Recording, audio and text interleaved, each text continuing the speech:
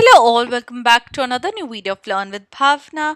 हम MSO 002 के important questions discuss कर रहे हैं जो कि आपके एग्जाम में आ सकते हैं।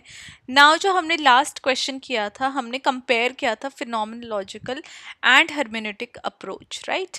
तो आई होप आप लोगों ने इसकी वीडियो देखी होगी एंड बाकी दोनों अप्रोचेस की एक सेपरेट वीडियो भी मैंने प्लेलिस्ट में अपलोड की है।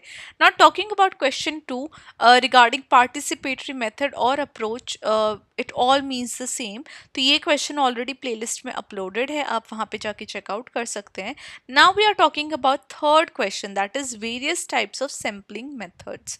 क्या क्या different type of sampling methods हैं जो कि यूज किए जाते हैं within sociology. Now when we talk about sociology, तो हम सोसाइटी को स्टडी कर रहे हैं, जहाँ पे हम ऑब्जर्व कर रहे हैं इंडिविजुअल्स को, ग्रुप्स को, इंस्टीट्यूशंस को। हावेवर कई बार ये बहुत ज़्यादा इम्पॉसिबल हो जाता है या मुश्किल हो जाता है हर एक सिंगल पर्सन को स्टडी करना, लार्ज पॉपुलेशन की जब हम बात कर रहे हैं। डेफिनेटली अगर आप इंडिया को स्टडी करने जाओ तो you can not study every single person, that is such a tedious task. फिर तो मतलब कि दुनिया में कई अरबों खरबों सोशोलॉजिस्ट चाहिए to study each and every Indian citizen, right. तो वहीं पे जब हम एक लार्ज पॉपुलेशन की बात करते हैं तो वहीं पे जो सैम्पलिंग मेथड है वो बहुत ज़्यादा हैंडी आता है, बहुत ज़्यादा यूजफुल होता है। बिकॉज जब हम सैम्पलिंग की बात करते हैं तो हम एक स्मॉल ग्रुप ऑफ लोगों को सैम्पल करते हैं, स्मॉल ग्रुप ऑफ लोगों को स्टडी करते हैं एंड उन लोगों को स्टडी करके हम एक लार्जर पॉपुलेशन को रिप्रेजेंट करते हैं, राइट। जैसे कि आपने भी देखा होगा कि कहीं पे जैसे स्कूल्स में कंपटीशन हुआ करते थे, तो स्कूल्स में से एक टीम को भेज दिया जाता था आगे स्कूल को रिप्रेजेंट करने के लिए, whether that is for debate और फॉर डांसिंग और फॉर एनी स्पोर्ट्स, राइट। तो इसी तरीके से जो सैम्पल मेथड है वो हैंडी आता है कि जब हम एक स्मॉल ग्रुप के ऊपर हम स्टडी करके एंड उस ग्रुप की जो फाइंडिंग आएगी तो हम एक लार्जर सोसाइटी पे वो अप्लाई कर सकते हैं। तो ये हेल्प करता है सैम्पलिंग मेथड रिसर्चर को कि वो ज़्यादा से ज़्यादा डेटा को एफिशिएंटली यूज़ कर सके, जहाँ पे टाइम भी बचे एंड रिसोर्सेज भी बचते हैं। तो सैम्पलिंग मेथड बहुत ज़्यादा इम्पॉर्टेंट है क्वालिटेटिव एंड क्वांटिटेटिव रिसर्च में, जहाँ पे सोशियोलॉजिस्ट को ये अलाउ करता है कि वो जनरलाइजेशंस सोसाइटी के बारे में बना सकते हैं, जहाँ एक स्मॉलर ग्रुप ऑफ लोगों को ऑब्जर्व करके। तो सैम्पलिंग मेथड मेनली दो टाइप ऑफ सैम्पलिंग मेथड्स में डिवाइडेड है, one is probability and second one is non probability. ना प्रोबेबिलिटी सैम्पलिंग में हर एक इंडिविजुअल पॉपुलेशन के पास इक्वल और नोन चांसेस होते सिलेक्ट होने के। तो इस टाइप ऑफ सैम्पलिंग में प्रेफर किया जाता है कि वो सर्वेज किए जाएं या स्टैटिस्टिकल रिसर्च की जाए, ताकि जो बायसनेस है रिसर्चर की वो कम हो सके और भी ज़्यादा एक्यूरेट और राइट जनरलाइजेशन पे जो रिसर्चर है वो पहुंच सके। तो इसमें प्रोबेबिलिटी सैम्पलिंग में फर्स्ट हमारी आएगी सिंपल रैंडम सैम्पलिंग, जहाँ पे हर एक मेंबर जो पॉपुलेशन का उसके पास इक्वल चांसेस हैं चूज होने के। जो सिलेक्शन किया जाता है वो रैंडम नंबर्स या फिर सॉफ्टवेयर के द्वारा किया जाता है। फॉर एग्जाम्पल एक रिसर्चर रैंडमली 100 स्टूडेंट को सिलेक्ट करता है यूनिवर्सिटी से, ताकि वो उन स्टूडेंट्स का जो एटीट्यूड है ऑनलाइन एजुकेशन के टुवर्ड उसको स्टडी कर सके। Second is systematic sampling. अब यहाँ पे क्या है, एवरी केथ इंडिविजुअल को सिलेक्ट किया जाता है एक रैंडम स्टार्टिंग पॉइंट से। फॉर एग्जाम्पल कोई भी एक लाइन बना दिया, फिर जिस हिसाब से बच्चों ने एंटर किया अपना नाम, वहाँ उस वो जो एंट्री है उस एंट्री में हर एक fifth house from a street list या फिर फ्रॉम फिफ्थ स्टूडेंट को चूज कर लेना उस लिस्ट में से। सॉरी, मैंने एग्जाम्पल गलत बोल रही थी मैं यहाँ पे। तो जैसे हम ये एग्जाम्पल ले लेते हैं, तो 100 स्टूडेंट्स को सिलेक्ट कर लिया यहाँ पे। अब उन 100 स्टूडेंट्स में भी वो रिसर्चर कह रहा है कि नहीं, मुझे और कम बच्चे चाहिए।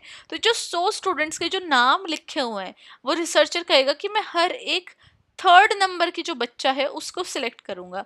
तो 3 का टेबल आप कर लो, थर्ड बच्चे को करेंगे, फिर 6 को, फिर 9th को। तो ये सिस्टमैटिक सैम्पलिंग है कि वो जो लिस्ट दी है उसमें से हर एक थर्ड इंडिविजुअल को सिलेक्ट करना। यहाँ पे एक और एग्जांपल है कि एवरी फिफ्थ हाउस, जो एक गली का हर एक जो पांचवा घर है उसको चूज करना, ताकि एक सैनिटेशन सर्वे को कंडक्ट किया जा सके। Third would be stratified sampling. अब इसमें क्या है, पॉपुलेशन को सब ग्रुप्स में डिवाइड कर देना on the basis of characteristic, चाहे वो कास्ट के बेसिस पे, जेंडर के पे, या फिर रिलीजन के पे। तो यहाँ पे जो रैंडम सैंपल फिर लिया जाएगा हर एक ग्रुप से, और फिर उसको रिप्रेजेंट किया जाएगा ऑन द बेसिस ऑफ सब group.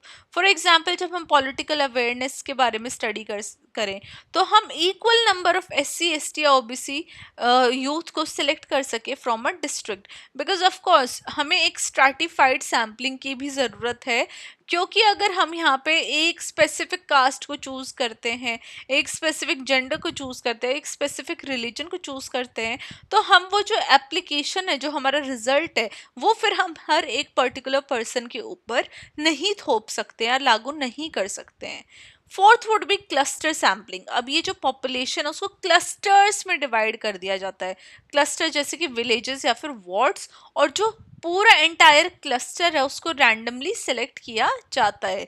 For example, selecting 3 out of 10 urban slums and surveying every family in them about housing condition. तो 10 अर्बन स्लब्स हैं, उनमें से 3 को सिलेक्ट कर लिया, और वहाँ पे जितनी भी फैमिली है उसके बारे में पूछना उन 3 स्लम्स के अंदर कि क्या हाउसिंग कंडीशंस है वहाँ पे, क्या उनका एक्सपीरियंस है, क्या सैनिटेशन के इश्यूज है। तो ये सारी जो हमारी आएंगी सैम्पलिंग, वो क्लस्टर सैम्पलिंग के अंदर आएंगी।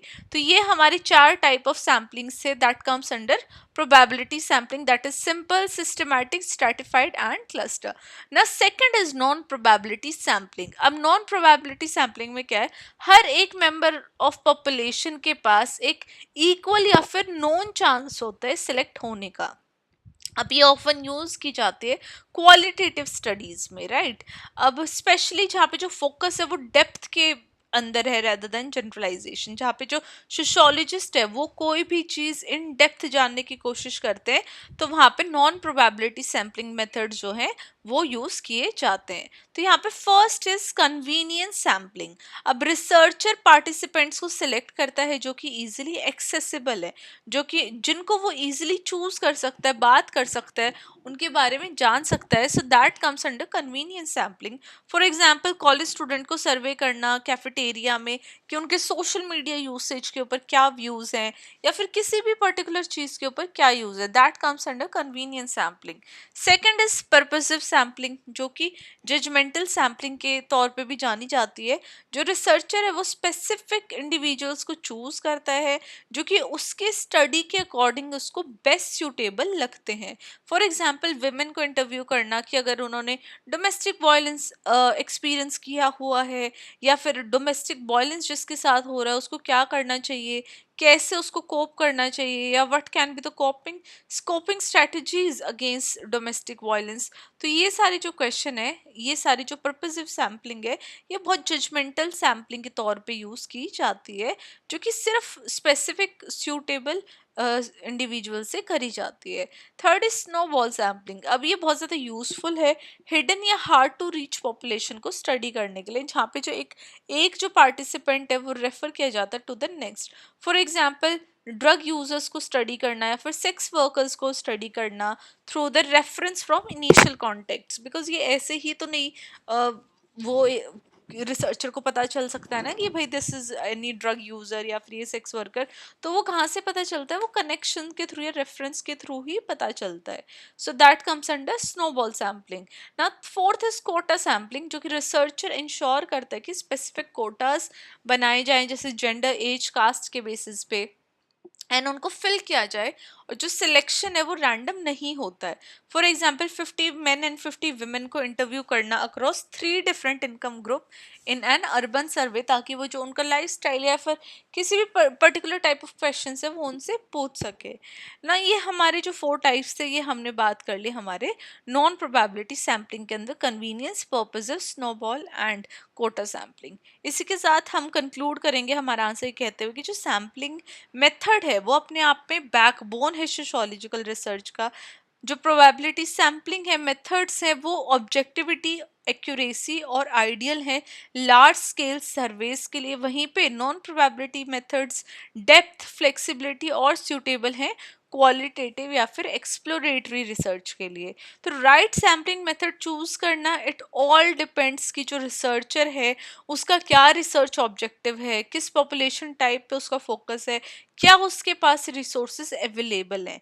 तो जब एक जो रिसर्चर है वो अपनी रिसर्च कंडक्ट करता है तो वहाँ पे जो एक बेस्ट सैम्पल मेथड, एक वेल चूजन सैम्पल है, वो उसको बेस्ट मीनिंगफुल इंसाइट प्रोवाइड कर सकता है एक कॉम्प्लेक्स सोशल रियलिटीज़ को अंडरस्टैंड करने के लिए, सोसाइटी को बेसिकली और बेटर तरीके से समझने के लिए। तो इसी के साथ जो ये हमारा आंसर है मैं यहाँ पे एंड करती हूँ। आई होप आप लोगों को जो सैम्पलिंग है, दोनों टाइप ऑफ सैम्पलिंग मेथड्स हैं, वो समझ में आए होंगे। I will see you in the next video.